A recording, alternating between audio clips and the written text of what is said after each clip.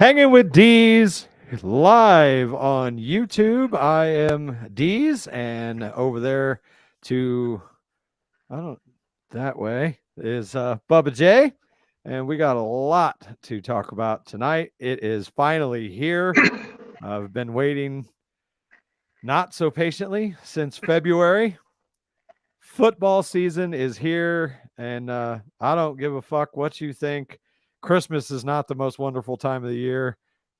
First week of September is because it is fucking football season, and I'm so I agree, ready.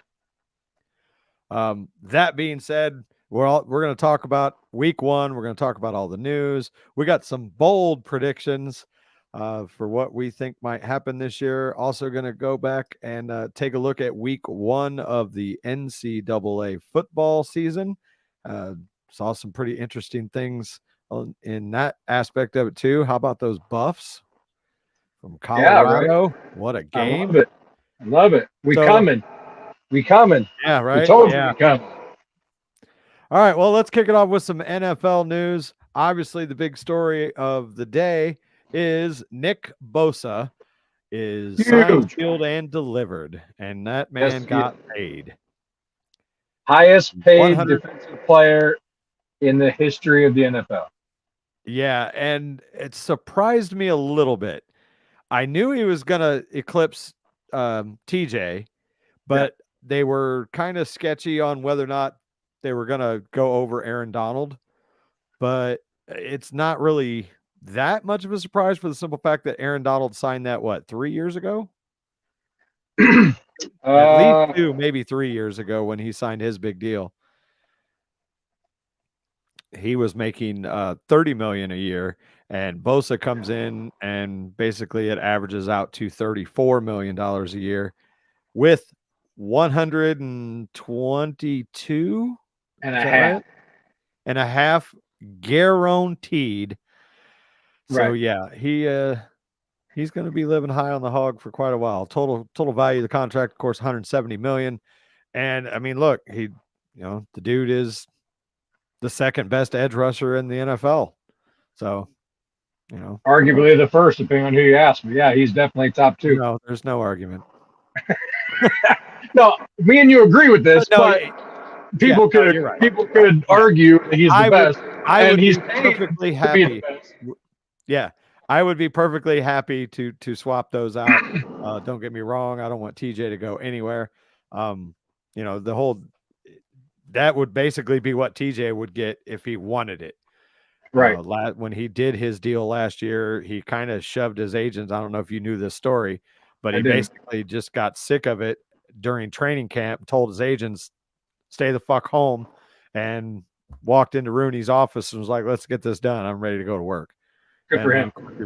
Then he rips his pec in week one and dooms our whole fucking season. But anyway, well, and that's the opposite happened with the Bosa thing. They were 20 million apart on something, either guaranteed or total money. And I'm sitting there going, it finally comes out 170 total, 122 million. If you're 20 million apart with the organization, I mean, what can you buy with 150 million or 170 million that you can't buy with 150 million? Right. Even at the 150, what's the problem? I think he still would have been. He might have been behind Donald, but he was still been ahead of JJ or TJ. I'm sorry. But it's whatever. Hell, the way salary caps are going, I don't think it's gonna, strap them too awful bad. And they're a lot like Pittsburgh in that they have some star players locked up, but they are playing with a rookie quarterback, and not just a rookie quarterback, a Mr. Irrelevant who's making less money than some executives at State Farm down the road here. Like it's unbelievable. So they recognize where they're at. Now, if Purdy continues to play well and demands, high dollars, they're going to have to do some shuffling, to keep all those guys. You got Debo, who had his big deal, then C-Mac, and now Bosa. And they're going to have, other guys coming down the road too. Kittle, so their salary cap number re-sign Kittle? Go up. What's that? Do you think they re-sign Kittle? I think a lot of it is going to depend on his health because of the way he plays, he has a tendency to get banged up, and how he performs through, because hell, he's banged up right now. But I mean, if he continues to play the way that he has been playing and shows that he can stay relatively healthy, I almost think you have to, unless you've got so much money out there. Well, I just Googled it. And to make this whole Bosa thing happen, George Kittle and Trent Williams contracts were restructured to create cap space. Oh, I forgot about Trent Williams. He's on a big ass deal too. $23.22 million for both of them. Wow. That's what they restructured to create the space for. Damn. What are these fucking dogs barking about? Anyway, so yeah, congrats to Nick Bosa. So that means that he is going to suit up this Sunday when they travel to Pittsburgh. I don't expect him to play a lot. I think he'll be pretty much primarily passing downs. I could be wrong. I don't think he's out of shape, but he's not football shape. He hasn't been in there banging. If I'm the coaching and front office, I'm kind of pulling the reins back a little bit, because that's a big investment. And if he goes in there and rips or tears something in week 1 without really having that football work, that could be a big mistake. So I know you're going nuts too. They probably fucking hear mine. Other news, we have Cooper Kupp, who has been battling through hamstring issues throughout camp. Can't really get it figured out. He has been ruled out of their game against the Seahawks. And is in Minnesota seeing a specialist. Yeah, that's going to be an interesting story to follow. Yeah. They said 2 hamstring pulls in a matter of weeks, basically. And we're talking about one of the most important positions for a individual's hamstring is wide receiver. You're literally sprinting every play. And, he is, I don't expect the Rams to do a whole lot, but Cooper Kupp, the Rams are going to go as Cooper Kupp goes. Yeah. Yeah. And it's a hamstring is one of them injuries that it doesn't really ever go away. No. I mean, it could go away and feel better. I mean, you could perform fine, but that's just one of them lingering things that, if you really damage your hamstring, your career is now on the downward slope. Yep, absolutely. He probably won't be 100% until the offseason, if I had to guess. Uh-oh. Oh, no. We'll have to edit this out. Little view behind the curtain. You need stronger thumbtacks or something there, brother. I guess. Will you quit? We'll lay down.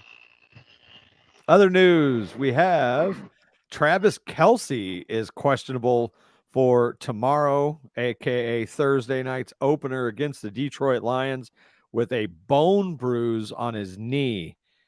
That I bet he sits. Sucks. It does suck. I bet they sit him. I would. I mean, Kelce's a tough son of a bitch, but I've had those bone bruises, and I'll be surprised if he doesn't miss a couple weeks, depending on the severity of it. If it's light, then maybe he comes back next week, given that they have the extra time off between week 1 and week 2. But I wouldn't be surprised if he doesn't miss the first couple of weeks of the season. Right. Yeah, and it's a non-division game. He's got 10 days to heal after that. Yeah. I bet they sit him. Yeah, I don't think I would take the risk. I would, especially when you're a Super Bowl contender, Yep. And they say he hyperextended it, which often leads to the bone bruise. And not only is it painful, but having hyperextended my knee numerous times, it's not stable at all. I mean, you can wrap it, brace it, whatever. If the stability isn't there, and all of a sudden now you're susceptible to further damage, tendons and ligaments and all this other shit. Exactly. So, yeah, knees are nothing to mess with, especially when you're Hall of Fame candidate, Super Bowl candidate. the Potentially one of the best tight ends of all time. oh sure, but one of Well, the not potentially, he's tripods, one of, but potentially I mean, the best. right, face of the franchise behind Mahomes or with Mahomes. You don't take that risk. If I'm Andy Reid, I'm telling Kelsey to stay home. Oh, for sure, for sure. What do you make of this Chris Jones situation in Kansas City? He says that he could play Thursday if they get a deal done. Now, do you think he was waiting for the Bosa shoe to drop? Or do you think, according to Ian Rappaport on McAfee the other day, the two sides are nowhere close? And So I they're don't know not. what kind of money he's wanting. He's wanting more money than he can spend, Yeah. obviously. I think he was waiting on the Bosa deal. I think he wants Aaron Donald money. He does. Being I an mean, interior lineman like that. and from an organization standpoint, if you got the money, if you want the guy to stay and you want to have that rock solid edge, you pay him. Yeah. If you think you can create a dynasty like a New England Patriot type of thing without him, find someone to pay him and get you a bunch of picks. Man, he was a game changer last year. He was. Oh, he should have been Super Bowl MVP. Yeah. I mean, the dude was on fire. Literally sway my Super Bowl pick if he holds out for 8 games that he's talking about. I don't think he will. I think they'll probably get it done here within a couple of weeks. KC, I know, has some room to play with, so hopefully they can get it done because they're going to need it, because that's going to be a tough division in an absolutely brutal conference. So they're going to need all the help they can get. It's going to be the best conference in the league, I think. Yeah. And then we've also got potential drama brewing out in Arizona with Kyler Murray. Did you see what they were talking about the other day with the fact that if he were to play and get hurt this season, they owe him $56 million. A bunch of money, yeah. That's a lot of money to play video games.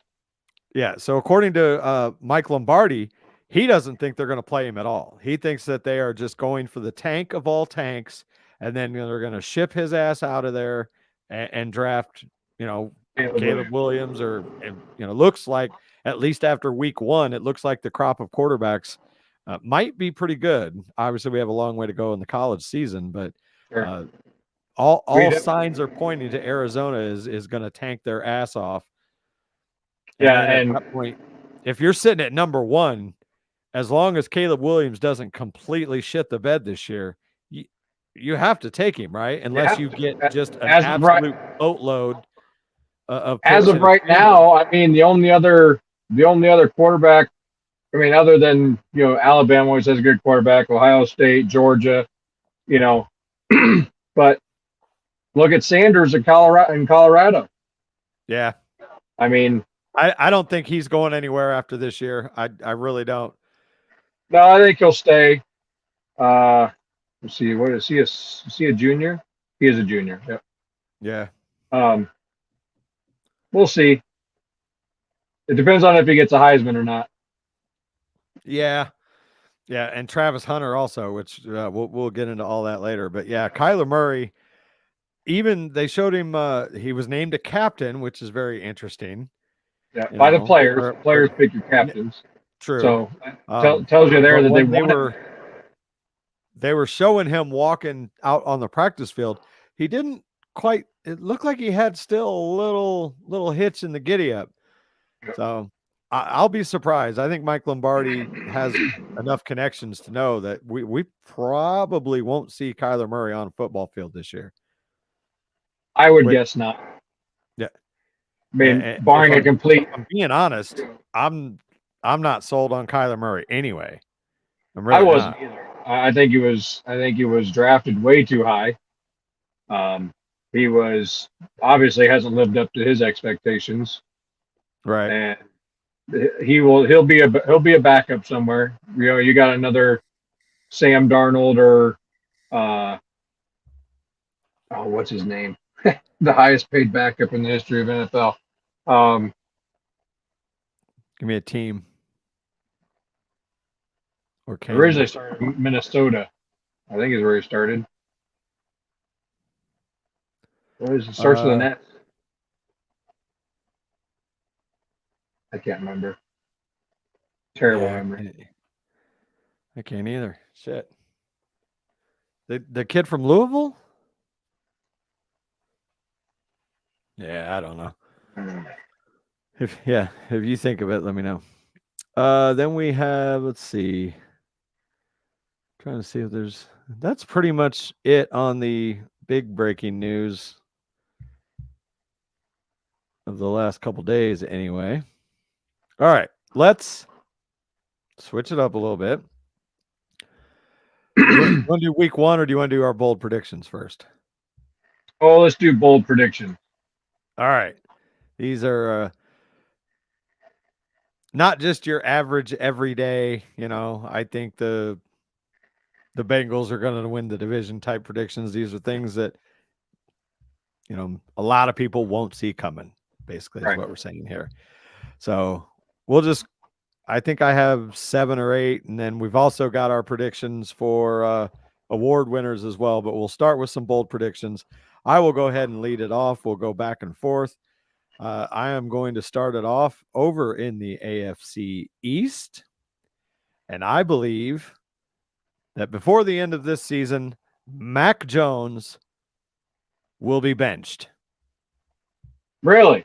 As the starting quarterback. Yes. I don't see it with him. I could be completely wrong and obviously, but last year he didn't really he had a defensive / special teams coaches calling his plays. So, maybe that hindered him quite a bit. He didn't play a lot in the preseason, but I just don't think it's there with him. I think by the end of the year, they go with either Bailey Zappi or, depending on how bad the year goes, they might even bring in that kid, the receiver / quarterback that looked pretty good in the preseason. But that's my first prediction: is Mac Jones gets benched before the end of the season.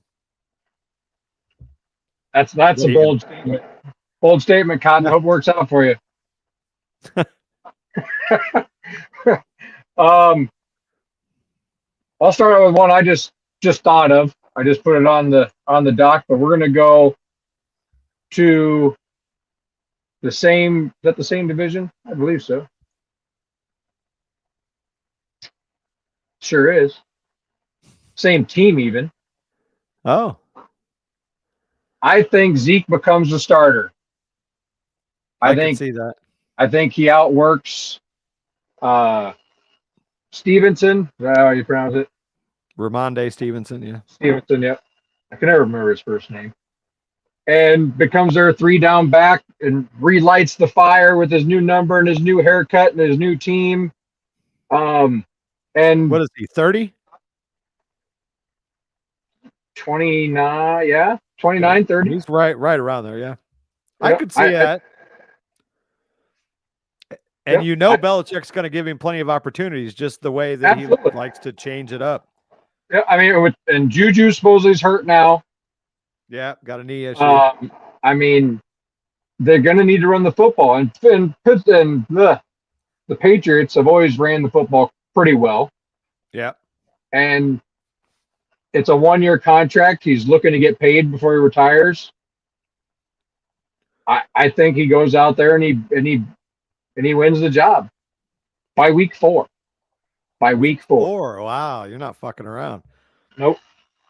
No, I could see it. That's not injuries. That's just plain talent. Not just overtakes him. Okay. Right. All right. I'm gonna save that one for my my Steelers fans here. Gonna go over to the AFC West. The San Diego Chargers are going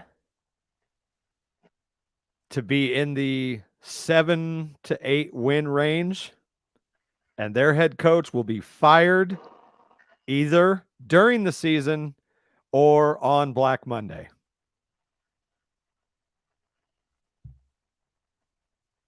I just don't see it with their coach. He makes some really boneheaded moves, and while I do think Justin Herbert is a stud, and so is Austin Eckler. Just, I don't know, the way the AFC stacks out, their division is tough as well. I just think the Chargers aren't quite there yet, and I think they're going to struggle mightily, and head coach is going to be let go. If not in the middle of the year, he's going to be one of the first Black Monday casualties. So who takes over? Who's interim? Well, I guess it depends on which side of the ball is doing better. You know, if the offense is clicking and the defense is choking it away, then, you know, they might go with the OC. Other than that I have no idea. So, you know, Kellen Moore is the OC. Oh, is he? Well, that he would be a decent candidate. He's been talks about having been interviewed for head coaching jobs, talks of him being a head coach someday. That I would agree with that prediction. That could be a very interesting way for him to get his shot. Yeah. I think because even if I'm wrong, and Mike Williams and, you know, Eckler, that the offense, it's hard to believe it's going to be better or worse than the defense. Yeah, they've got some weapons. Their receivers, you know, are still kind of hit and miss. Like one game, those receivers are awesome. Then the next game, they disappear. They're getting older. Right. I think they're going to miss the playoffs, and I think that they are going to be done with the head coach. I think that last year's comeback by the Jags is going to weigh heavily on the front office. And if they don't produce a playoff berth, I think they're going to cut bait. So I can get behind that one. Yep. Yours? We're going to go to the NFC West. Christian McCaffrey, 20 total touchdowns. If he stays healthy, I can see it. It's not a stretch. Brock Purdy's he's gonna check down. He's gonna be hitting Kittle. He's gonna be hitting CMC on the flat. You know, they got him last year. They paid him a bunch of money. He's good.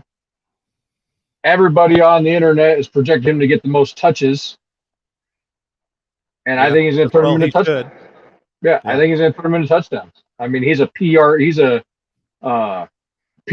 master. Yep.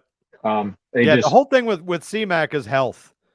Yeah. If he stays healthy for a whole year, he's without a doubt the best overall player in the NFL.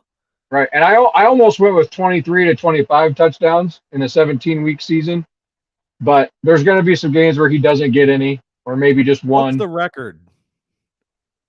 Oh, boy. Somebody broke Emmett's. Emmett had the record, and then I think somebody got him. I think LT got him.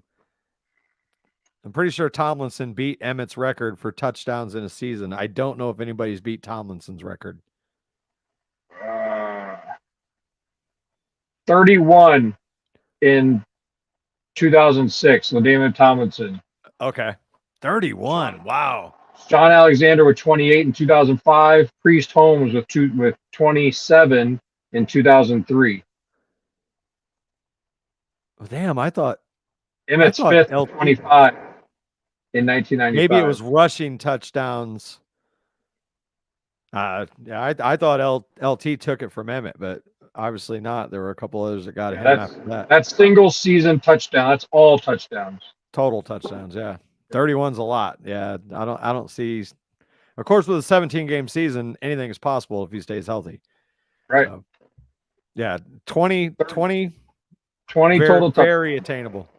Right. However, I'll go and stay in that division as well. Brock Purdy, keeping with the same category, I guess, will be benched. His name isn't Tom Brady, so there's a reason he was the last pick in the draft. Right.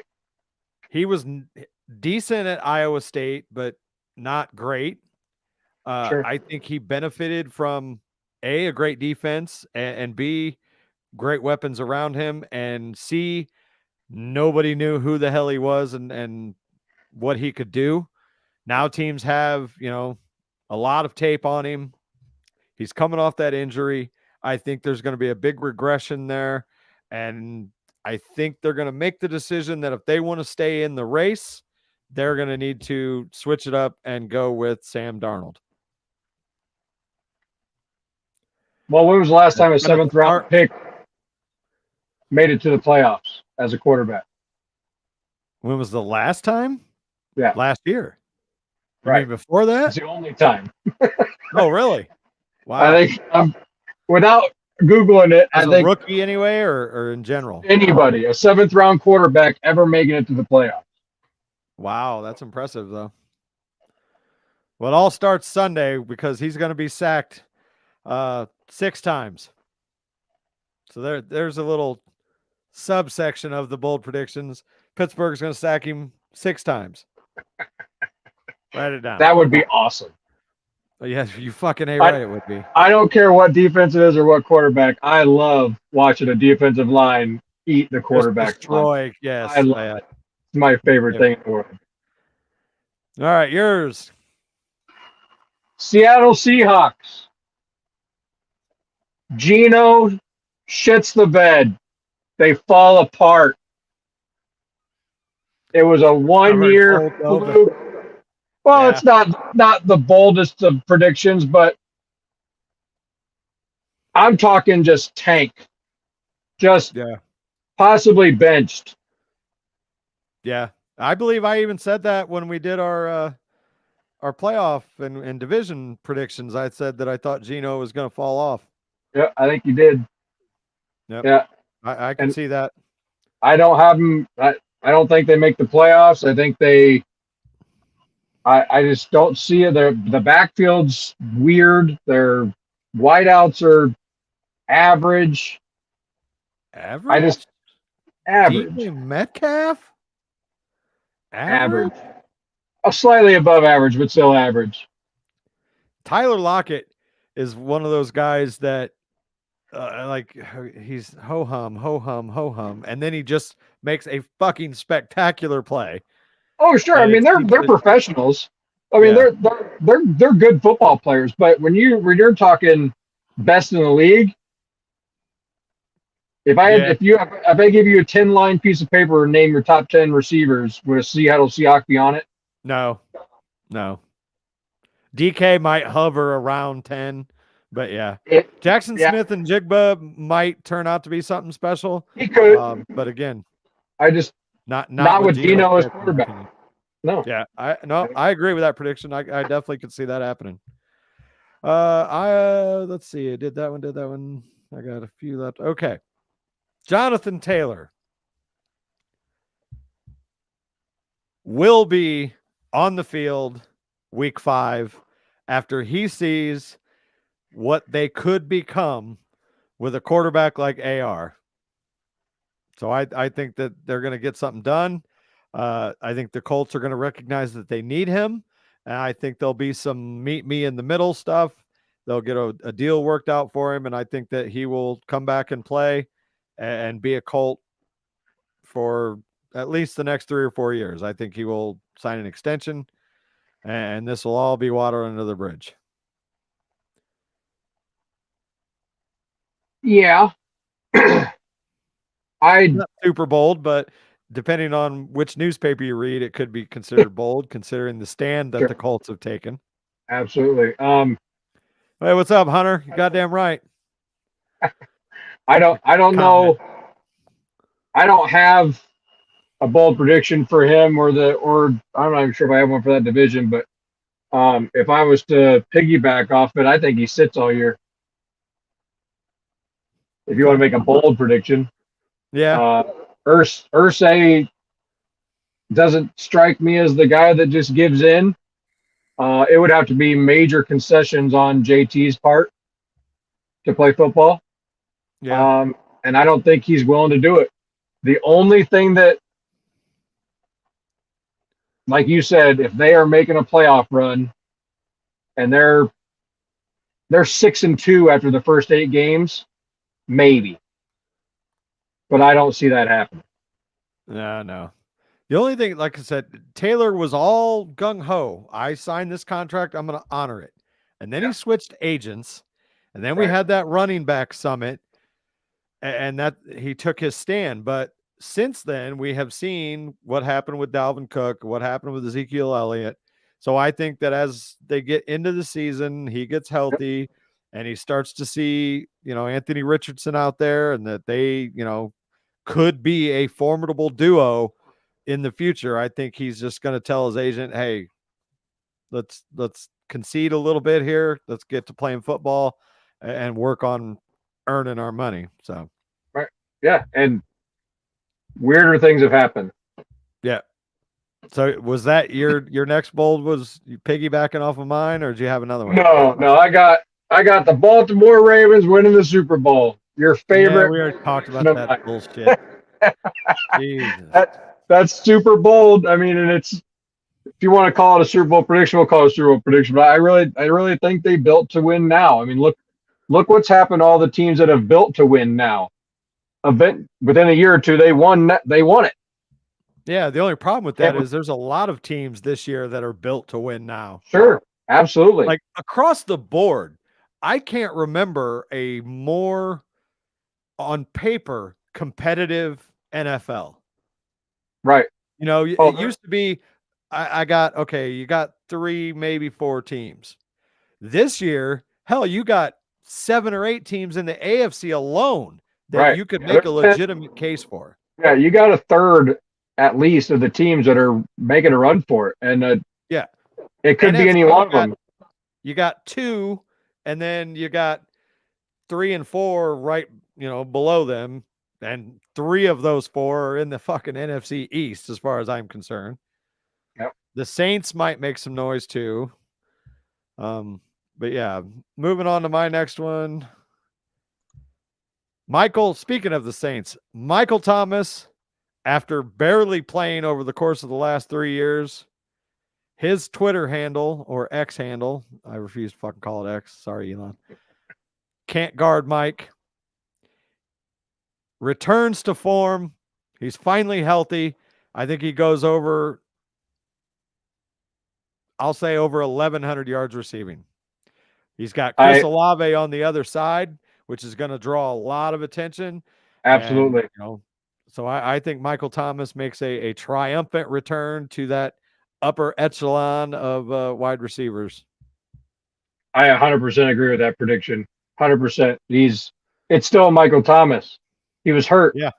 He's young. Yeah, he's only, it's not like he's 30 years old. Right. It's not like he's 35. He's got plenty of gas. Like he's had a year and a half off. Yeah. No wear and tear on the body. He's finally 100%.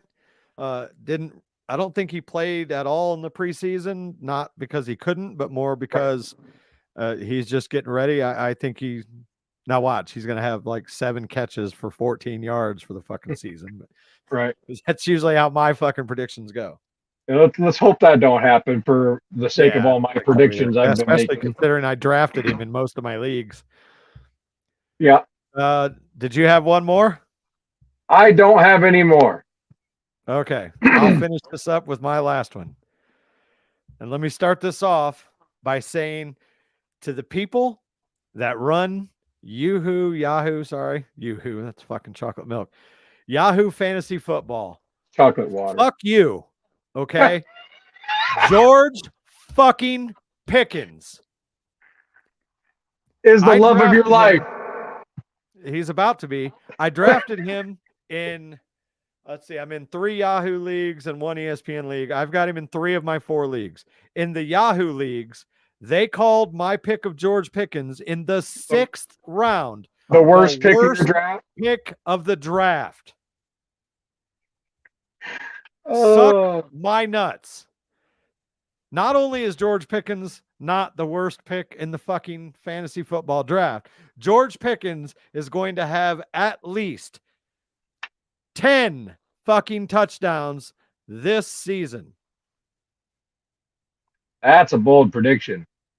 write it the fuck down. Nobody can guard him. And if you do guard him, he's just going to climb over top of you and catch it. George Pickens and Kenny Pickett have worked all off season to develop this rapport. And while I think Deontay Johnson makes a hell of a comeback, Deontay's still going to be the guy that's going to catch 80 to 100 balls, probably 5-6 touchdowns. When the chips are on the line, when they need a big play, it's going to be George motherfucking Pickens, and he's catching 10 balls, and I can't wait to just slap my dong on the people at Yahoo fucking Fantasy Football for fucking telling me that that's the worst pick in the fantasy draft. I think I got a better one for you. They told me my best pick of the draft in ours, your league, was James fucking Conner. What? I about shit myself. Yeah. What round?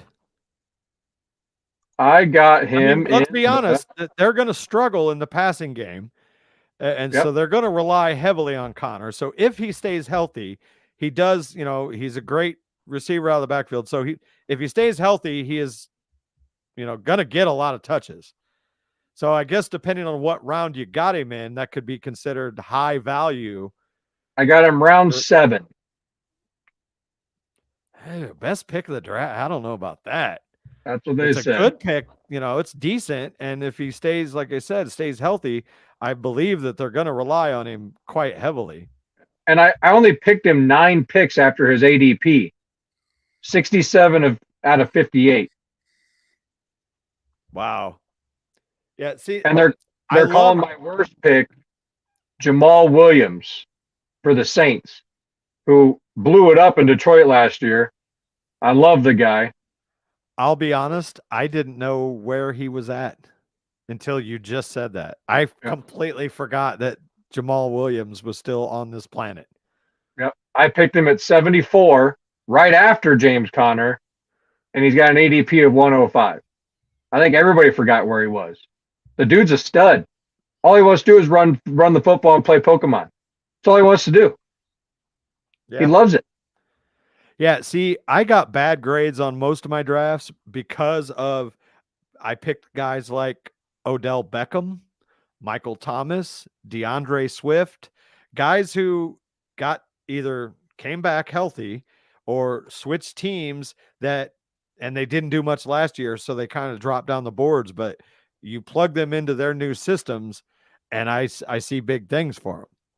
Right. Same thing with George Pickens. Like, everybody's sleeping on him because, no, he wasn't a game breaker last year, but that's because, he was a rookie with a rookie quarterback with an absolute trash can of an offensive coordinator who, don't get me wrong, I'm still not on the Matt Canada fucking train yet, but after what I've seen in the preseason, I'm willing to give him the benefit of the doubt.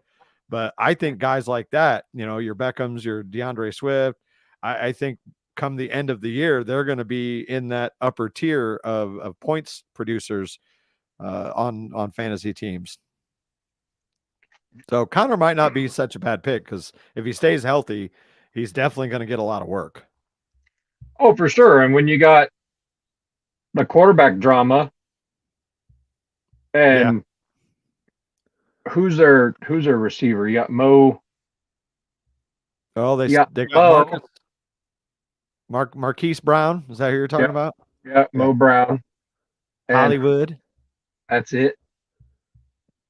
I mean, that's really it. Didn't they sign somebody or no? Oh no, they didn't. Oh my, who the fuck are these guys?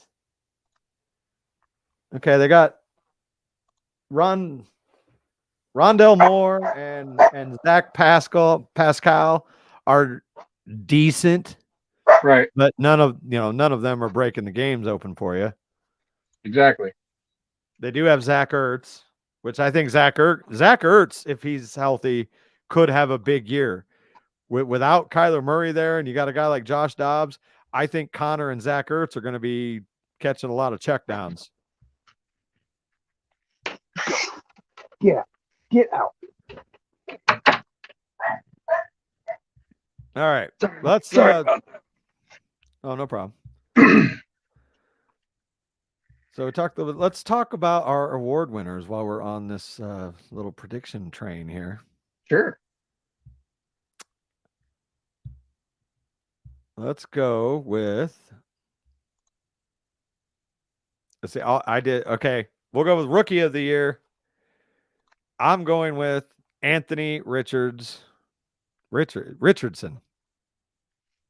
Yeah, Richardson. You got me fucked up putting this on the document. Anthony Richardson, AR-15, will be your, I guess, offensive rookie of the year. I didn't pick a defensive rookie of the year, so we'll pretend that it doesn't exist. I didn't. I just picked a rookie of the year. Partly because, typically, unless somebody absolutely fucking balls out, quarterbacks kind of have the edge, right, for shit like that. So yeah, I'm going to Anthony Richardson.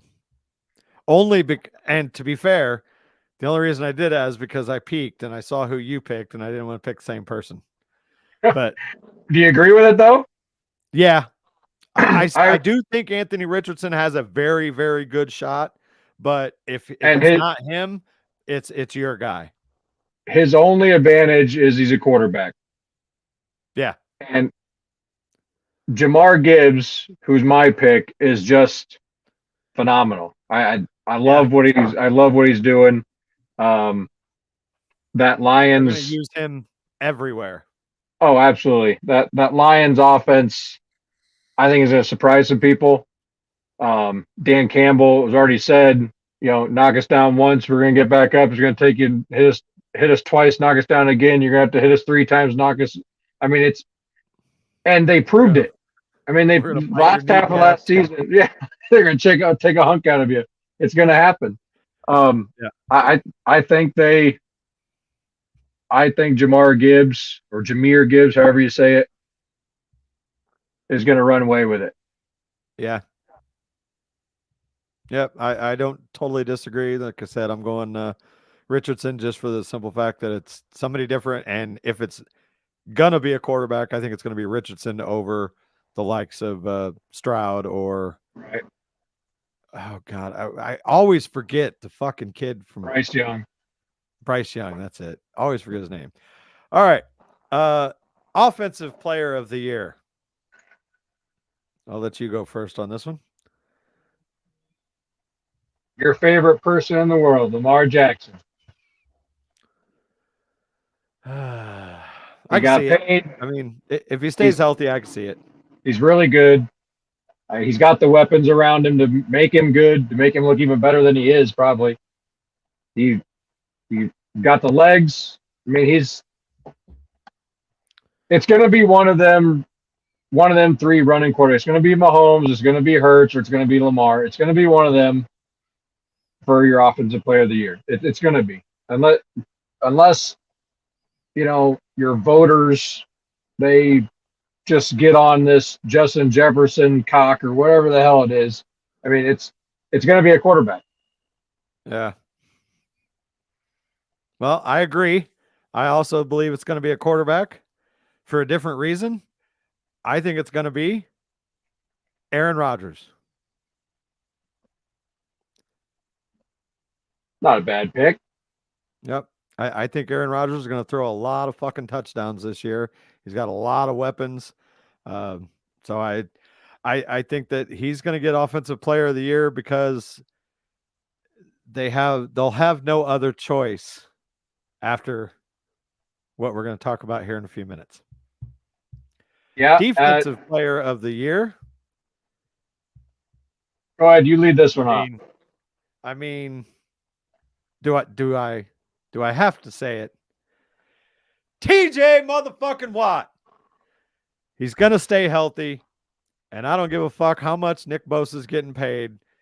Alex Highsmith is turning into a fucking monster on the other side. So who are you going to fucking block?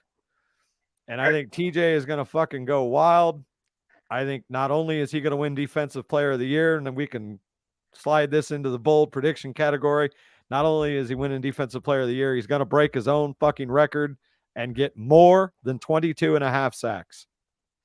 TJ Watt for, we'll call it 23.5 sacks this year. Defensive player of the year. Write that shit down. I'd love to see it. Like I said, I love watching the quarterback get sacked, regardless of who it is. Those defensive linemen, the edge rushers, they're so creative. They're so fast now. You know, Yeah, back in the 90s, you had 300+ pound linemen. Now you got 250-pound linemen that can bench 400 pounds. I mean, they can just throw these offensive linemen around like rag dolls and just get after the court. I love it. That's one of the things that I have loved about the Steelers. I mean, I've always been a Steeler fan. We talked about that, but the fact that they have stayed with the 3-4. So, like, you know, yeah, you've got TJ Watt and Alex Highsmith, but if just look at the outside linebackers that I have had to the joy of watching in my lifetime, starting all the way back to fucking Greg Lloyd, Kevin Green, Jason Gilden, James Harrison, fucking Woodley, now TJ. I mean, just watching those guys in a standing position, although TJ doesn't stand much anymore, but and just coming flying off that edge. It's fun exciting. to watch. And Steelers have always had a good defense, you know, from the steel curtain all the way down. I mean, it's just they've always been that defensive minded organization. Yep. And Absolutely. And it's hard. I don't like them. I'm not a Steeler fan. You know, I don't want them to lose every game, but they always have a good defense, and defenses win championships, and that's 100% fact. No one can argue that. And, you know, it's a passing league now. I don't care. If you don't have a defense, I don't care if your quarterback throws for 8,000 yards and 400 touchdowns. You're not going to win a championship. Ain't going to happen. Yeah, absolutely. Absolutely. So, my defensive player of the year, also from my team, we're going to go Micah Parsons. Not a bad pick. The dude's a beast. I mean, he's a do it everything guy. He's hungry. He's young. He's ready. And that defense is one of the best in the league still. It's going to be fun watching him. No, I agree. Michael Parsons, like I said, he's, you know, as far as those stand-up edge guys, he's right there with fucking Bosa and Watt. Yeah, I don't think he'll lead. I don't think he'll get 22.5 sacks. I don't even think he'll break double, 20. I mean, somewhere in the teens. Yeah, I would be 100% okay with that. But I don't think you need to have 22 sacks to win the defensive player of the year. There's so much more to the defense. He drops back in coverage. He's really good in coverage. If always he has a weakness, if he has a weakness, it's in like the power run game. But he's so quick, it's still hard to get a good, clean block on him. But if they do get him, sometimes he can get driven off the ball. But yeah, he's so fucking fast that he's got comes off that edge. He's got to watch them pulling guards too. Them pulling guards, and he got lit up a couple of times last year not watching the pull. But that comes with age. Funny story about that. When I played high school football for Bloomington, I was not stand up, but defensive end. And so they snapped the ball, and the guard or the tackle, I thought he missed the block. He just completely ran past me, and I come through the line, and I am just about to just smoke this running back. And then in one split second, I thought everything goes black. Trap.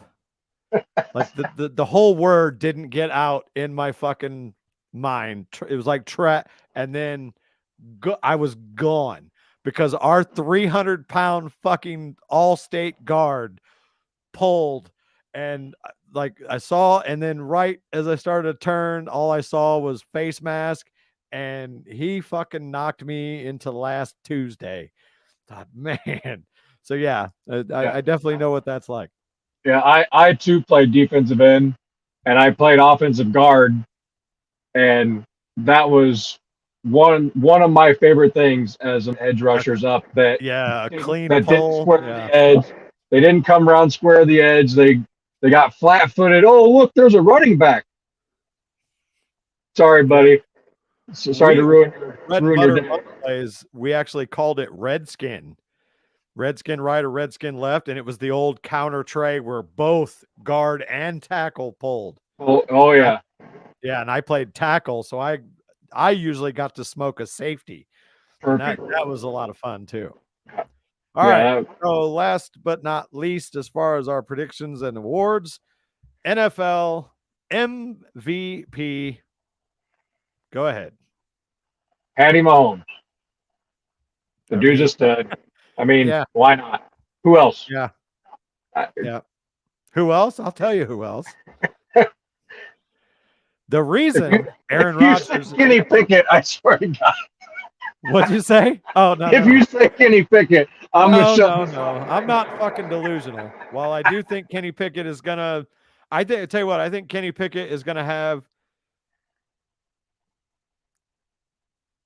27 touchdown passes this year.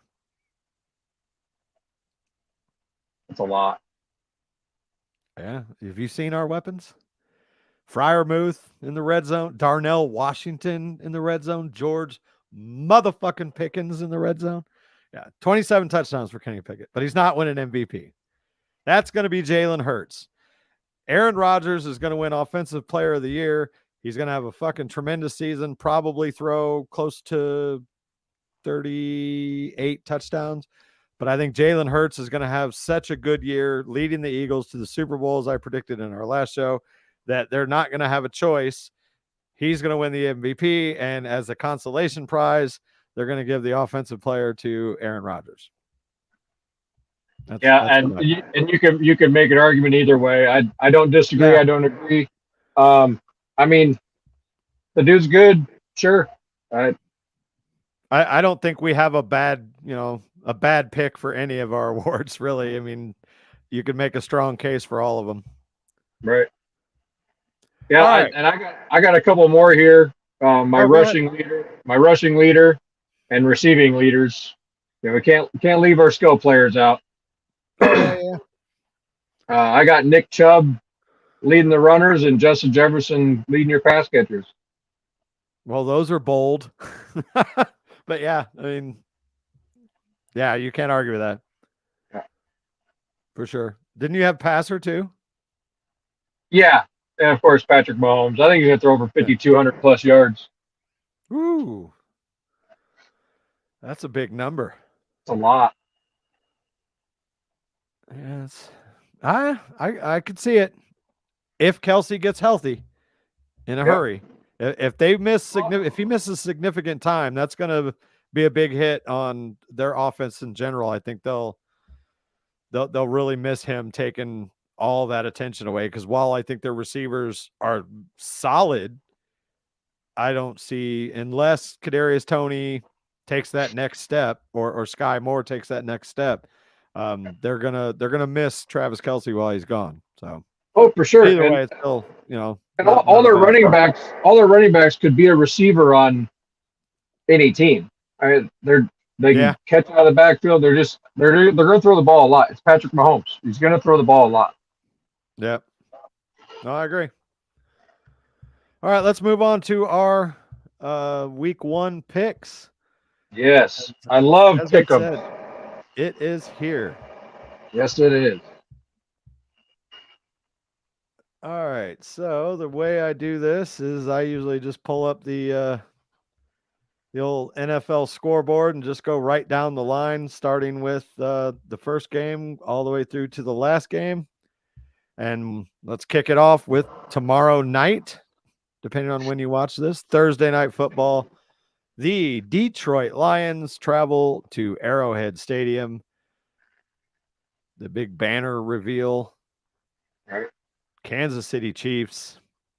My pick is the Lions are going to knock them off, especially with Kelce out. He's not. I think he's going to be out. I think he should be out if they're smart about it. And I just think that the Lions are going to come in fired up, and they want to make a statement with this first game. I think it's going to be a high-scoring game. But I've got the Lions, I'll say 31-27, to basically say, hey, we're here and we're for real. And then obviously I think KC is going to bounce back and be just fine. But I think Lions make a statement here and get the win. That'd be a big statement. I'd love to see it. I like seeing them underdog teams come out and get a victory, especially early in the season, gets them fired up. But even without Kelsey, I think Kansas City takes it. They're too good. Detroit's good, but you got Patrick Mahomes. It's going to be hard to beat him at home, week 1. I think they take it by 3. I think it's a close game. I think it's a fun game to watch, but it's KC by 3. All right. Moving on to the big slate of games Sunday. Start it off in Atlanta, the Carolina Panthers taking on the Atlanta Falcons. We have Bryce Young making his rookie debut against Desmond Ridder, a second-year guy, and a whole slew of new players on both sides of the ball. What's that? And Robinson on the Falcons. Oh, yeah, yep. We got Adam Thielen now as the Carolina Panther. I'm going to go with your sleeper pick from last week, Atlanta. I think Bryce Young is going to struggle a little bit. Still not sold quite on Desmond Ridder, but I just think they have more weapons, and I think Arthur Smith is going to kind of whip that team into shape this year. So I'm going to go with the Atlanta Falcons. I agree. I got Atlanta as well. A lot of the same reasons. Bryce Young, I think he's going to struggle. That Carolina team still has some work to do. Atlanta is my sleeper for the NFC, and I think they're going to win this one. All right. Moving on to the first big AFC North battle. The Cincinnati Bengals travel to Cleveland to take on the Browns. And Joe Burrow is supposed to be there. They say he's healthy. I'm not entirely sure I buy it. That being said, I think Nick Chubb is going to have a good year or good year as well. I think he's going to have a good game because history has shown that he performs very, very well against the Bengals. I don't think it's going to be enough. Even with the hobbled Joe Burrow, I think that the Bengals take that one. Yep, I think the Bengals got that one too. Another close game. I got them by 3. Even if Burrow doesn't show up, I still got him by 3. Oh, really? Yep. All right. Sure do. All right, moving on. Browns are going to brown. Can't argue with that logic. All right, moving on to Indianapolis Colts are hosting the Jacksonville Jaguars, who we both predicted would win. No, wait, you picked Tennessee, didn't you? Or did you? Or what? To win the division. Oh, shit. Phone is dying, huh? All right, well, we'll blow through these then. I got the Jacksonville Jaguars winning that one. I got Jacksonville by 3 as well. All right, next we have the Bucks Vikings at Minnesota. We got Baker Mayfield making his first start. Vikings are going to win that one. Vikings by 10. Yeah, I could see it. Moving on. Titans traveling to New Orleans. New quarterback. Michael Thomas is back. I got the Saints at home. I got Tennessee with an upset in the Superdome by 1. Oh, wow.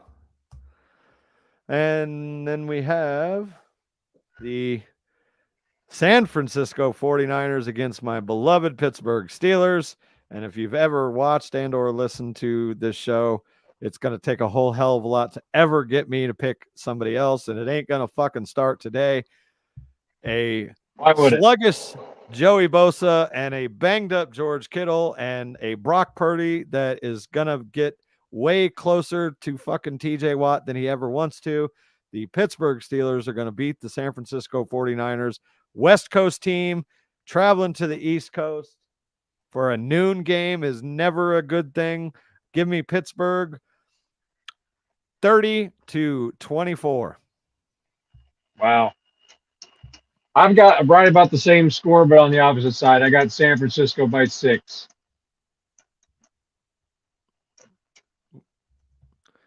Putting a big strain on this relationship. I know. Then we got the the Cardinals going to the Washington Commander. Well, that's a game I want to watch twice. Yeah, but I think we know where that one's going to go. Yeah. Washington, even with unproven Sam Howell, I'm going with the Commanders. Yeah. Scary Terry, 2 touchdowns, 130 yards. I can see it. Texans traveling to Baltimore. Yeah, CJ Stroud's not going to have a good time. Baltimore wins that one easily. What's your percentage? 3. Oh, shit. Give me 1 second. On. Keep going.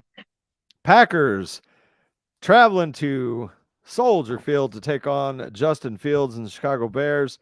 Jordan Love not really making his debut, but making his debut as the clear-cut starter.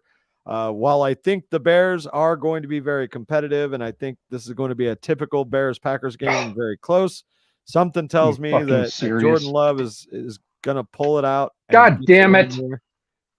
Uh-oh. I think I still hear you. No, he's gone. All right. Well, until he plugs in and comes back, I'm going to keep going with these. I've got, like I said, the Packers are going to overtake the Bears. Moving on, we have the Las Vegas Raiders and the Denver Broncos in Denver. Sean Payton making his debut as head coach.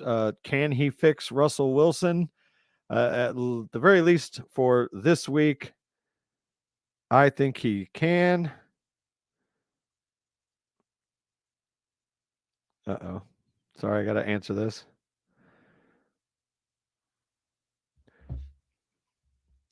So anyway, yeah. Sorry we lost Bubba J there. I think his phone died, but I'll keep pushing forward. I got the Denver Broncos getting the win over the Raiders. Again, I think it's going to be a competitive game. I think Josh Jacobs is going to look strong, but I think Sean Payton will have them boys ready to play, and the Broncos are going to squeak out a win.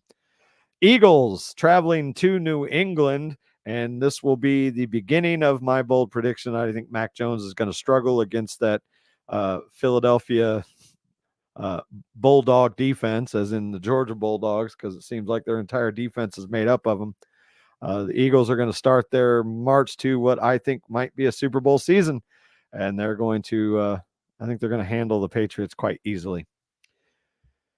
Then Sunday afternoon still, Dolphins and the Chargers. Again, going off of one of my bold predictions, even though it is in San Diego never has a home game because they can't sell fucking tickets. So I got Tua and the Dolphins getting the win there. Then we have the Los Angeles Rams taking on the Seattle Seahawks. Obviously, the Rams are, I think the Rams are going to struggle this year. Matt Stafford doesn't seem to know too many people on his team. We already know that Cooper Kupp is out. And while I think that Bubba is right in that Geno Smith is going to struggle this year, I think that they're going to have enough to beat the Rams in a close game. Being that they're in Seattle, I think that might be the difference maker there. Moving on to Sunday Night Football, the Dallas Cowboys taking on the New York Giants in New York. This should be a really, really good game. And I'm sure that Bubba's pissed that he's not here for this. I'm honestly kind of torn on this one. I'm going to go with the Cowboys there. I think Dak's going to come out strong. I think it's going to be a very close game, but I got the Cowboys winning in New York or New Jersey, depending on how you want to call it. And then finally, Monday Night Football. Probably the game of the week. Buffalo Bills taking on the New York Jets. And, of course, Aaron Rodgers and their entire host of new people.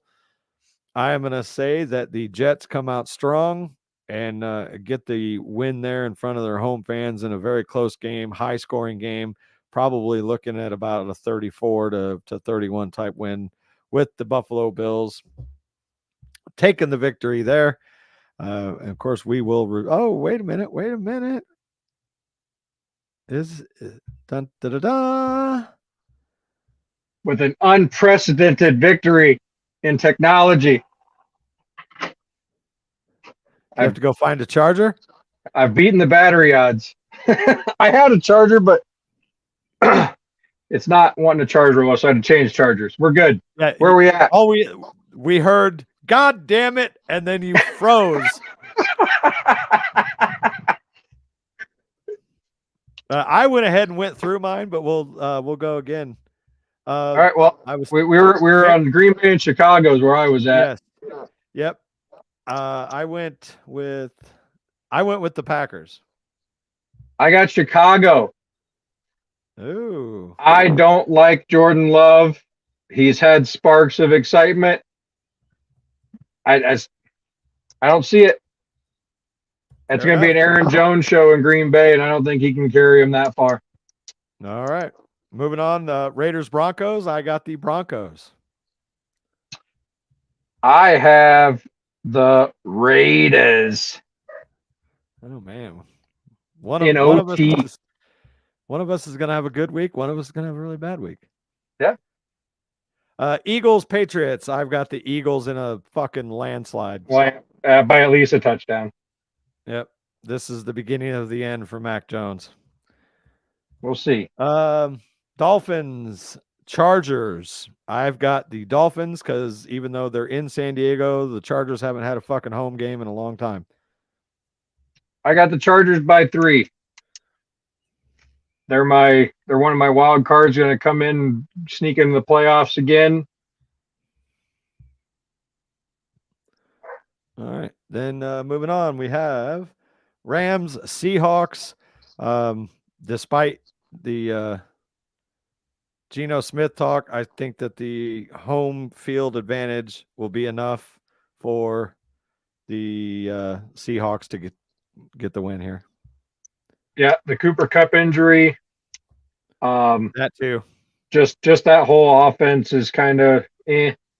And the 12th man, it's hard to play in Seattle. Even though I think Geno's going to tank, it ain't going to be week 1. I think they beat the Rams. All right, we agree on that one. Sunday night football, the Dallas Cowboys travel to the New York Giants, and what may or may not surprise you, I picked the Dallas Cowboys. I do too, in a close one. Yeah, I think it's going to be a very tight game. I think it's going to be a very fun game to watch. Could potentially be a tiebreaker game down the road. Yep. For a wild card spot. I got Dallas by 6. All right. And finally, Monday Night Football, the Buffalo Bills, New York Jets. I got a very close, very high-scoring game, but I think Aaron Rodgers' debut is a good one. I got the Jets winning that one 34-31. Yeah, and I flipped a coin on this one. I really did. I picked the coin up and I flipped it. And my wife will be mad at me, but I got to go with Buffalo. Coin said so. Oh, that's right. I forgot she's a Bill fan. Yeah. All right. No, she's a Jets fan. I went ahead. Or yeah, Jets. Sorry. Jets, Jets. But they don't lose too many more games after this one, though. No, yeah. Regardless of how that goes, that's going to be a fun division to watch. Much like the AFC North. We got a lot of good games this week, man. Yeah. It could be a lot of shitty games, and I don't give a fuck because it's football season and we're back, baby. 100%. Cannot wait.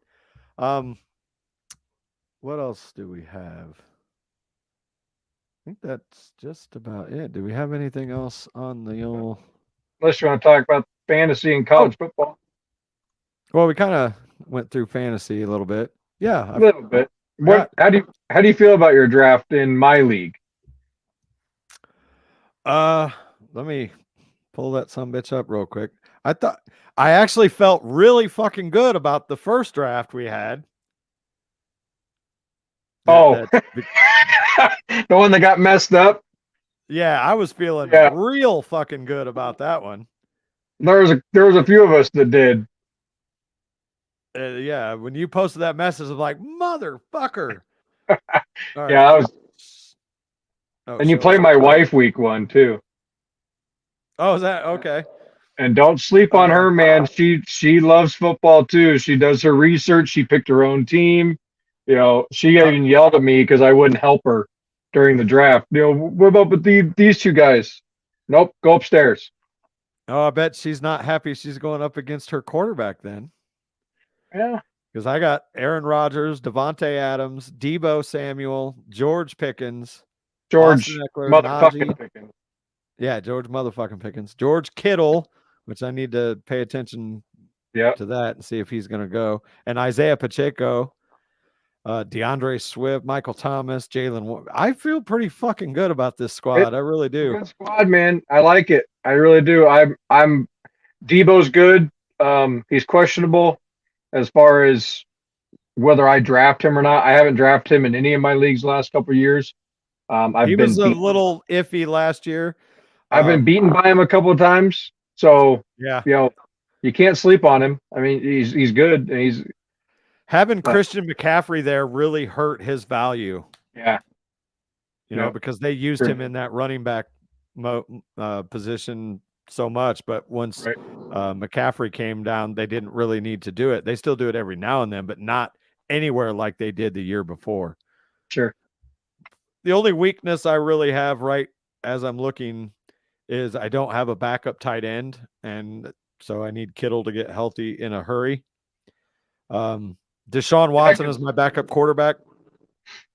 We'll see, but hopefully I don't need him at all, other than maybe 1 week for Aaron's bye. Right. Mike Evans, again, all he does is produce 1,000-yard seasons. So 9 in a row. Really can't go wrong. 8 or 9 in a row. Yeah, I like my squad. I really do. Yeah, I like it too. What'd they give you for a draft grade? Like a D-. It was bad. D plus. D plus. I got it right here. Yeah. Yeah. Yeah. My league, my team, on the other hand, the Tig Old Gritties. And I went with a different strategy this time. I went running back heavy. I made sure I got a couple decent receivers. And I picked a couple of them, you know, why shouldn't they be good guys? So my starting lineup is Dak Prescott at the helm. We're throwing it to Chris Olave, Amari Cooper, and Mike Williams. I got McCaffrey and Derrick Henry as my running backs. Solid. I think I picked Henry's a good one, but you know he's not catching anything. No. And then Darren Waller, I think, is going to have a career season in New York. Potential, yeah, definite potential there for that. My current flex is Ramondre Stevenson, but any of these next guys could fill that spot. I got D-Hop, James Cook, Christian Kirk, Juju, who we're going to watch closely, and then I got OBJ, and I got Jared Goff as a backup QB. It's if I'm being honest with you, it would be really hard for me not to put OBJ in that flex spot. Yeah. I'm not. Stevenson does a little bit out of the backfield, but you got to remember he's going to be splitting time with Zeke now. Right. And I think OBJ and Lamar are probably going to try and have a coming out party against a weak team. So, sure. Yeah, me personally. And projected 11.83. Yeah, I'm not matched up against you, so I can say that I would start OBJ over Ramondre in that flex spot if I was you. My flex is usually a wide receiver anyway. I haven't went and edited nothing yet. I was going to wait till I either do wideouts or backs that I know are going to be catch the ball. Yeah, at least in that 15 touch area, unless I'm just ravaged by injuries. And he's facing a Philadelphia defense who arguably is one of the top 3 defenses in the league right now to start the year. Of Yeah. course, defenses change. We'll see. Yeah. But it's a tough test, and he's probably not going to be my flex for week 1. Yeah. Then over in my league, what do you think of my team name? I know you changed it. Uh-huh. Where'd you change it here? Where are we at? Oh, yeah. Yeah. I laughed hard at that one. So I play NBA 2K religiously. In fact, that's what I was doing before we did the show. And so I play with a lot of persons of color. And I told them that, and they were all fucking dying. I was like, it's just too good. I got Pickens, I got Njigba, like cotton picking and Jigbas. Yeah, that's awesome. But in my league, I got Josh Allen. You just canceled yourself. What? You're probably just gonna get yourself canceled. Oh, yeah, that's what I said. I said I'm probably gonna get fucking banned from Yahoo now. My league, I've got Josh Allen, Amon St. Brown, which that one I think was like that was my first wide receiver I took, and I really kind of struggled with that one, but I thought, you know what, if he stays healthy, I think Goff's gonna have a big year with him. Then I got Brandon Ayuk, who I've heard a lot of people say that they think he's going to have the bigger year this year than Debo, as long as he stays healthy. And then, of course, George motherfucking Pickens, Austin Eckler, who's, even though San Diego is going to suck this year, I think he's still a touchdown machine. Travis Etienne, who really came into his own towards the end of last year.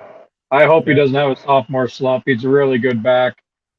Good fantasy back, good team back. I mean, if you're not talking about fantasy, I like him. I like him a lot. Yep. Tight end. I every time I was about to take a tight end, some other asshole came and took who I wanted. Like my cousin Hunter took fucking Kittle, literally the pick before me. And then I was going to get Freiermuth. Motherfucker went right before me.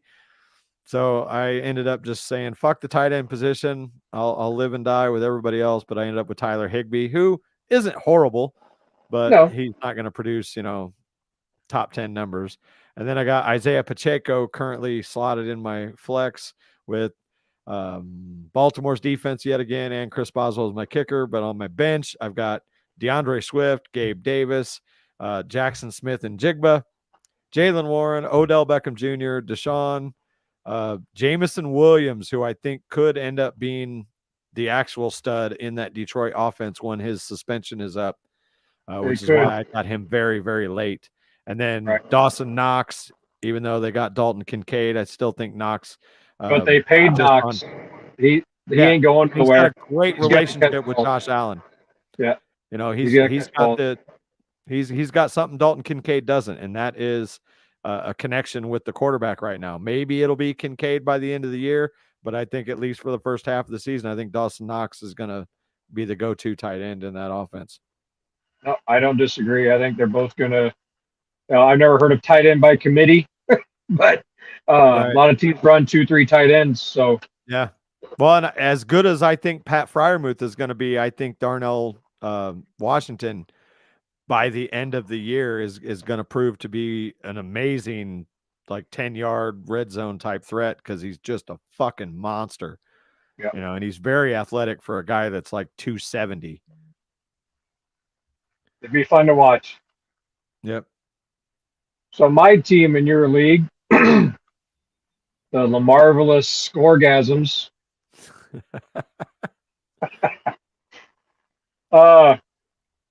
Didn't you name him that before we drafted? Before I even drafted.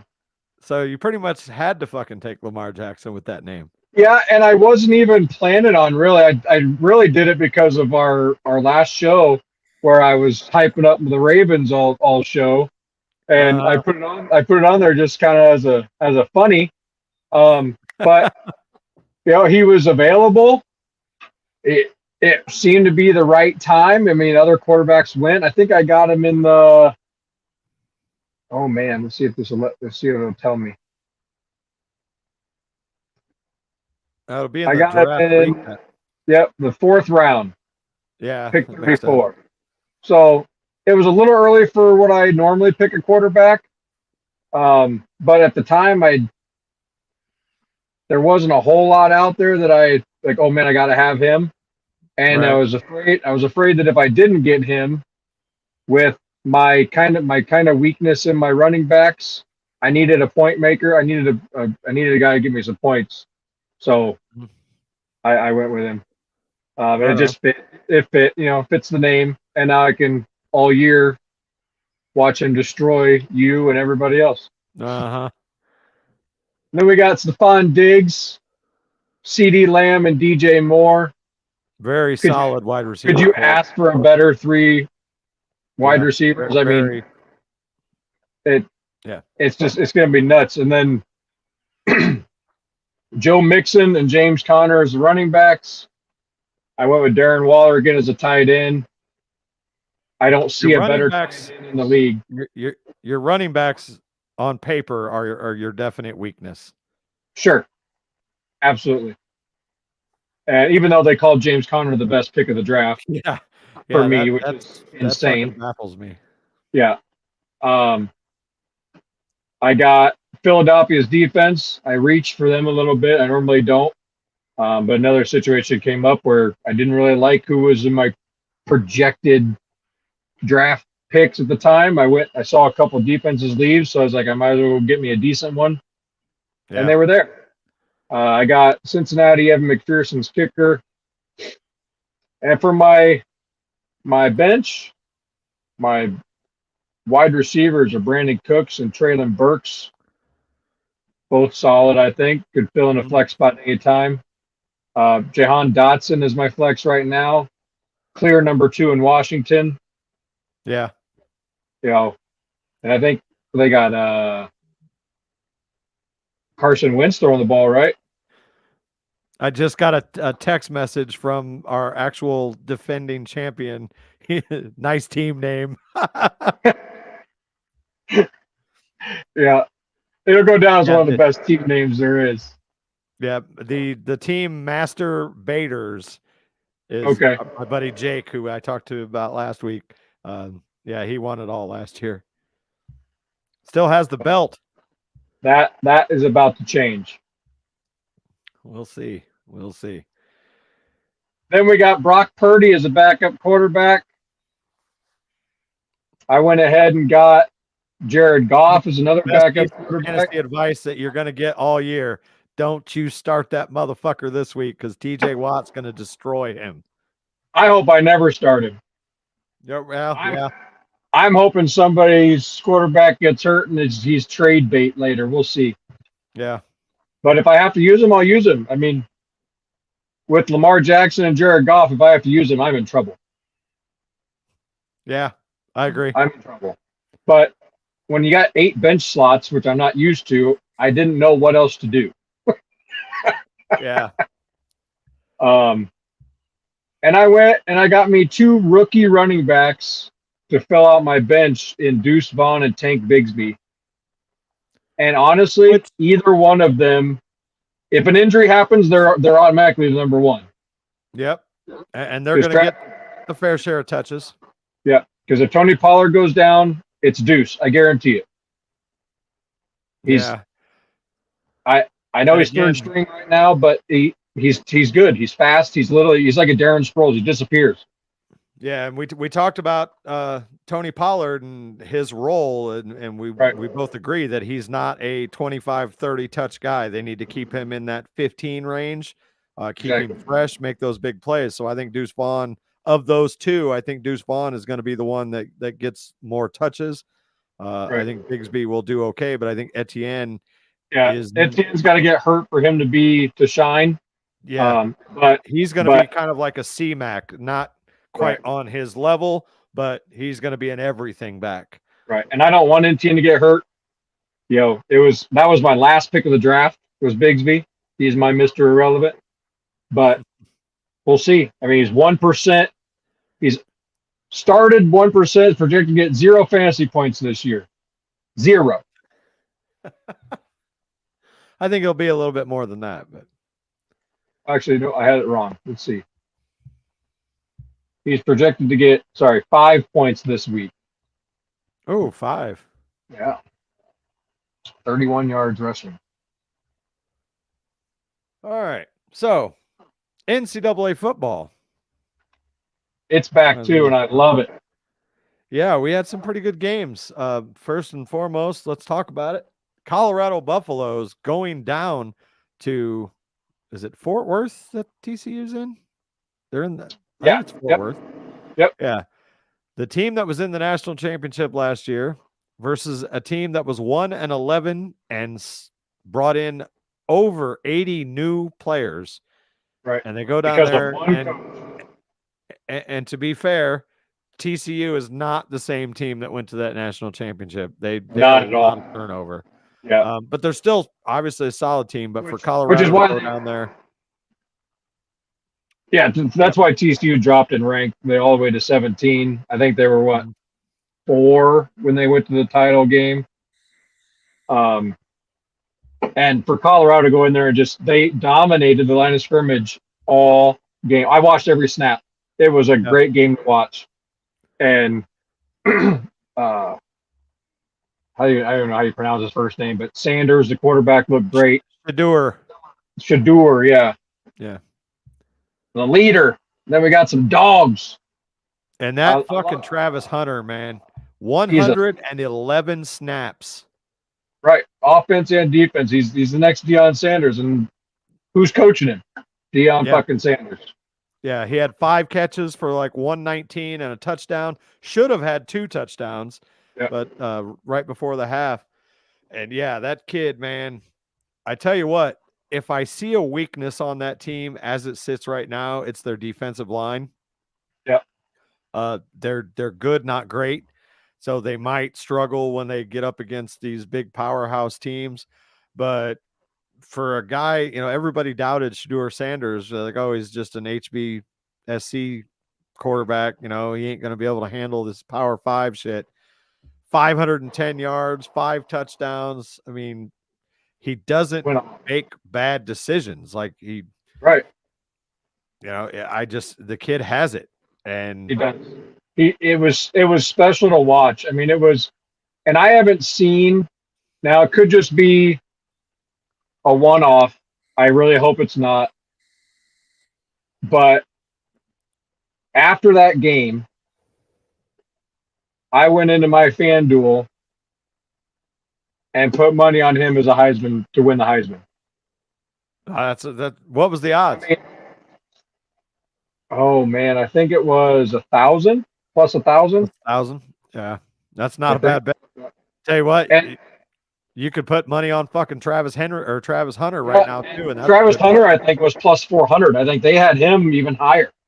Yeah, well, especially after that game. Yeah, and it was just the pureness of him, the comfortability in the pocket, the ability to scramble and make plays, the accuracy, the decision making. He put a ball in triple coverage, and there's only one place you could have put that ball, and that's where he put it. Yeah, it was nuts. All last year, Colorado had 2 100-yard receivers for the entire fucking season. They 5 in one game? Saturday, they had 4 go over 100. And their running back, who, what is he, 5'2"? He looks so small. Malusi? What's that? No, sorry, wrong game. Dylan something.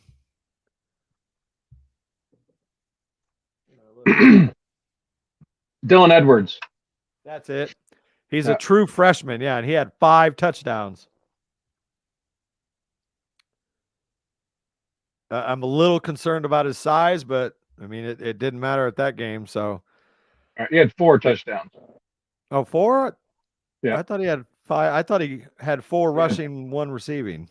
He had 3 receiving touchdowns and 1 rushing touchdown. Oh, okay. Well, I had it backwards then.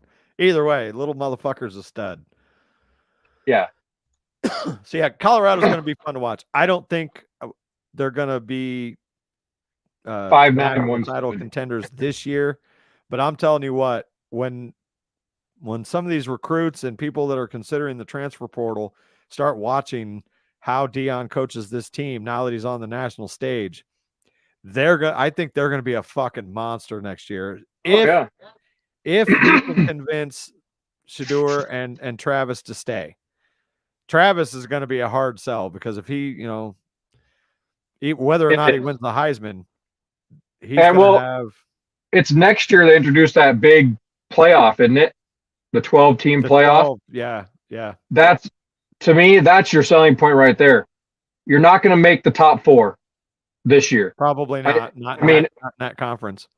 Unless they go just off. I mean, it just like literally the Cinderella story of all Cinderella stories, and go undefeated and beat people they shouldn't beat and just put up crazy numbers. You're making the 12 next year, 100%. Yeah. Especially if they keep playing the way they're doing, and college coaches take notice. NFL coaches take notice. Yeah. This is how you coach football. That's hands down. You're going to do your job, or you're not going to play. Yep. That's he said in an interview before week 1 that he has no intention. He'll never coach in the NFL because once they get their money, they don't listen. So these kids play because they want to get paid. You can't coach grown-ass adults who get paid and they just do whatever. I agree. That's how you coach. That's how you coach college football, and it's gonna be scary. Yeah, you're gonna be scary good. Yep. Moving around to the rest of what we saw in college football, obviously Caleb Williams comes out and has a really strong game against San Jose State, 56-28. Notre Dame looks like they might have a solid quarterback in Sam Hartman. He had a great game with 4 touchdowns as they waxed Navy 42-3. Right. In Ireland, by the way. Huh? They were in Ireland. Oh, were they? Yep, they were in Dublin. Oh, yeah, that's right. Yeah, because they were week 0. Yep. My Florida Gators, they look like shit. And I expected that after losing Richardson. The quarterback looked good, though. I like the quarterback. Florida's? Yeah. Mertz? Yeah. Utah, that game really shouldn't have been that close. Utah was making some mistakes and really should have just fucking blown them out. Right.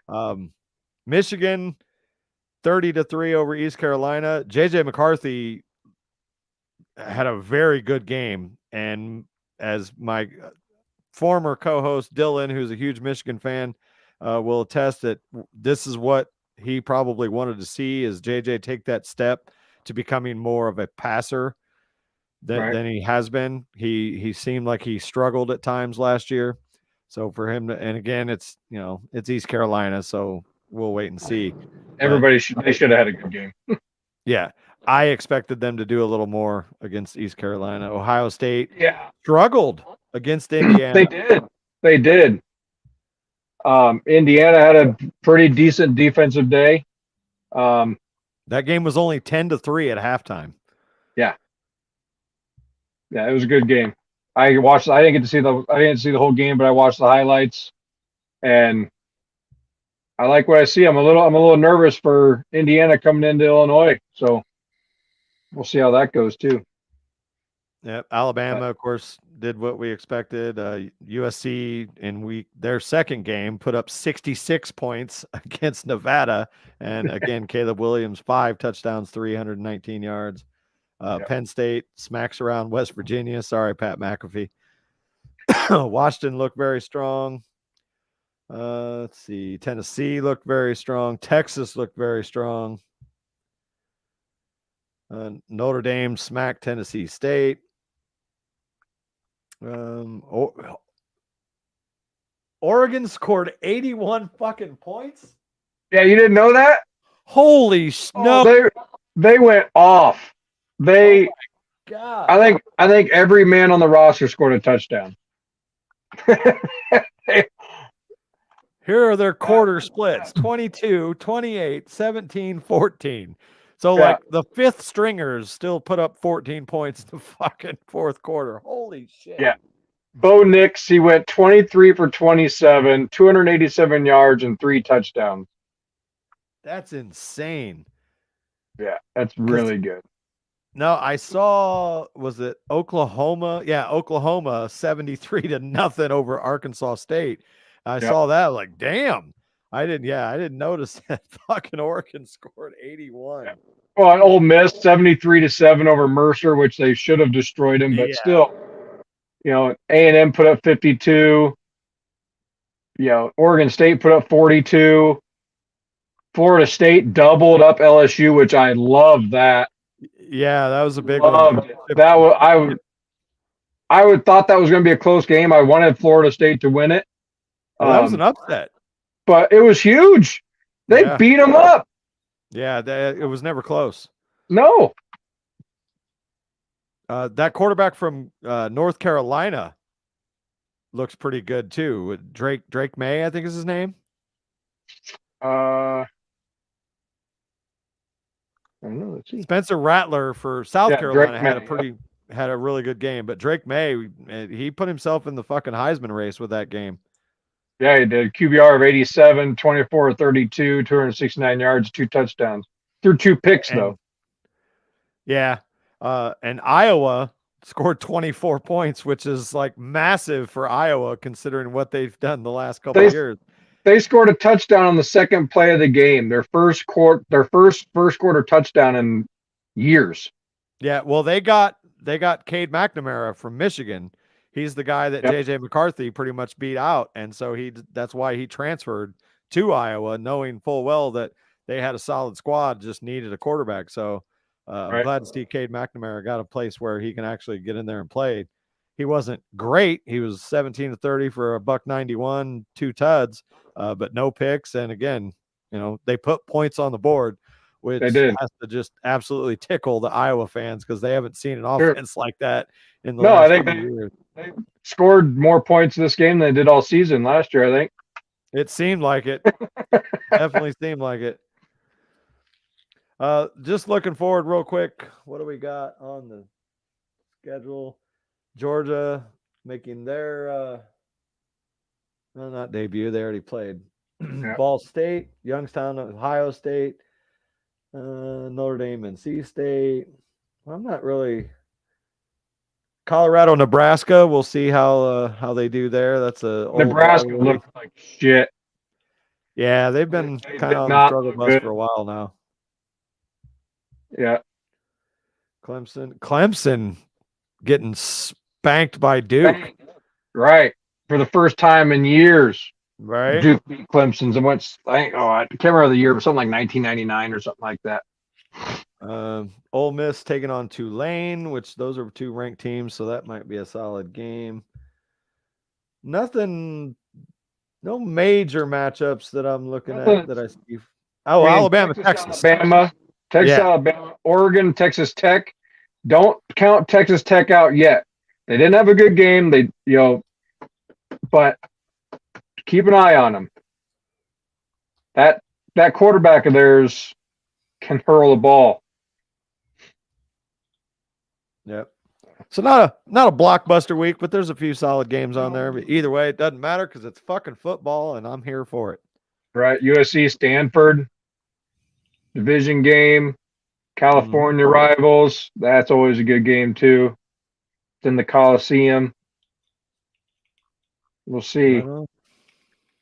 My Illinois Illini beat Toledo barely.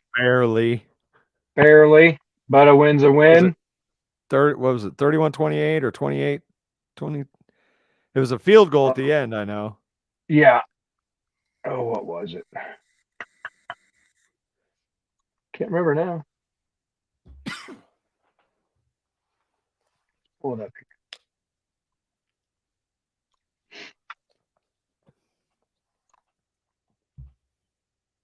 So much going on. 28-30.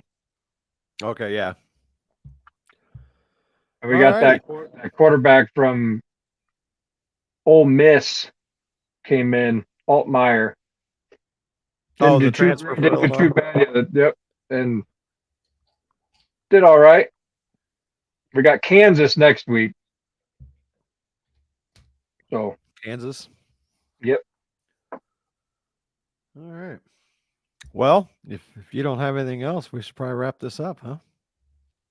Yeah, I'm excited. I am ready to go for tomorrow. I got to work, and then I'm going to do nothing but watch football when I get home.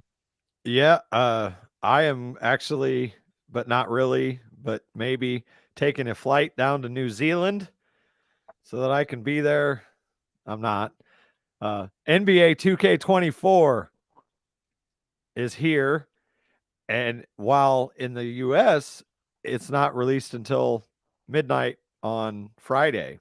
However, some genius a few years ago figured out that if you go into your Xbox settings and change it to New Zealand time zone, you Digital unlock copy games releases early. 18 hours early. So tomorrow morning at 7 a.m., NBA 2K24 will officially be available. So my day will consist of playing NBA, watching Pat McAfee's debut on ESPN. Then I got to go take a break and pick up the old ball and chain. But the rest of my weekend will be nothing but playing NBA 2K and watching football, and I can't fucking wait. I'm excited for you. I'll be working. Then I got the weekend off. So we're going to watch a lot of football this weekend. I've got nothing on my schedule, and I'm not even going to try and schedule anything for like the next week, to be honest with you. So, all right. Well, I think we'll go ahead and wrap this sumbitch up. We will be back sometime next week prior to week 2 and go over our picks and talk about what's going to happen in week 2 and do all that good shit. And I might even jump on here and do a NBA 2K review for anybody that's interested in that. And also I'm playing Starfield, which is a big game that just came out. So yeah, I heard about that. Bethesda released that one. I don't know anything about that. That was a big deal with a couple of guys I worked with. I played it for about 10 minutes and then some of my 2K guys got on, so I jumped on that. I'm gonna jump. Is that a console game or? Yeah, it's everything. PC, console, yeah. And it's supposed to be massive. There's like they say there's like 1,000 planets that you can explore in this game. So wow. Yeah, I don't know when I'm going to devote time to it playing 2K, but it's being that it's only a single player game, it'll be one of those things. If nobody's on to play basketball, I'll just jump on that and travel the fucking galaxy and see what I can do. Yeah, I might have to try that one out. See if they. Yeah, I'll let you know. Like I said, I'm gonna go turn that bitch on right now. So, all right, folks, thanks for joining us. Thanks, as guys. always, I'm gonna cut this up and post some videos, some shorter shit. So, all right, we will see you next time, folks. See ya. Peace.